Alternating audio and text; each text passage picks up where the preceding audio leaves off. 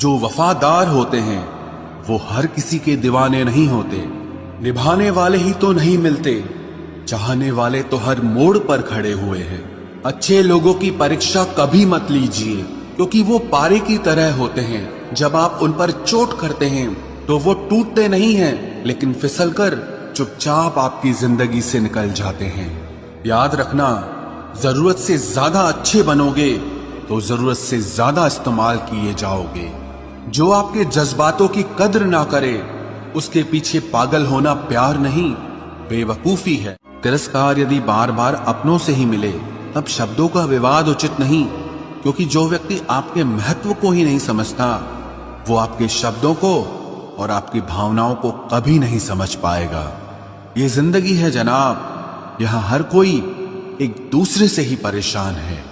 जिंदगी का सबसे बुरा लम्हा वो है जब कोई आपका अपना आपको इतना दुख दे कि आंखें भर आए, और फिर वही पूछे कि क्या हुआ, और आपको कहना पड़े कि कुछ भी नहीं। कभी कभी शिकायत करने से खामोश रहना अच्छा होता है, क्योंकि जब किसी को फर्क ही नहीं पड़ता तो शिकायत क्या करना। आपके पास समय बहुत पड़ा है, और यही आपका वहम सबसे बड़ा है।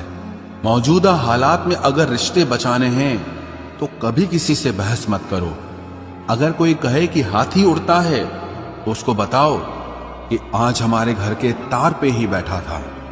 मतलबी लोगों का इतना सा फसाना है, काम निकल जाए तो बिजी होने का बहाना है। आवाज तक नहीं हुई और सब कुछ टूट कर बिखर गया। जज्बातों में ढल के यूं दिल में उतर गया, बन के मेरी वो आदत अब खुद बदल गया। कहीं दुआ का एक लफ्ज असर कर जाता है, और कहीं बरसों की इबादत भी हार जाती है। हैरान हूं बदलती दुनिया का रवाज देखकर, अब लोग इज्जत भी देते हैं तो लिबास देखकर।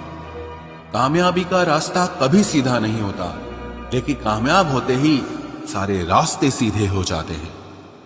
काबिल दोस्तों का होना भी शायद तकदीर होती है।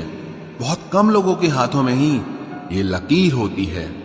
सिर्फ मोहब्बत को ही बदनाम कर रखा है लोगों ने, वरना धोखे तो 7 फेरों के बाद भी होते हैं। इश्क तो मेरा बेशकीमती था, मगर लोग बाजारू निकले। झूठ बोलना पहली बार आसान हो सकता है, पर बाद में सिर्फ परेशानी देता है। और सच बोलना पहली बार कठिन होता है, पर बाद में सिर्फ आराम देता है। कहां मिलेगा तुम्हें मेरे जैसा शख्स, जो दूर रहकर भी तुम्हारी इतनी परवाह करता हो। जिंदगी में जो आप करना चाहते हो वो जरूर कीजिए। ये मत सोचना कि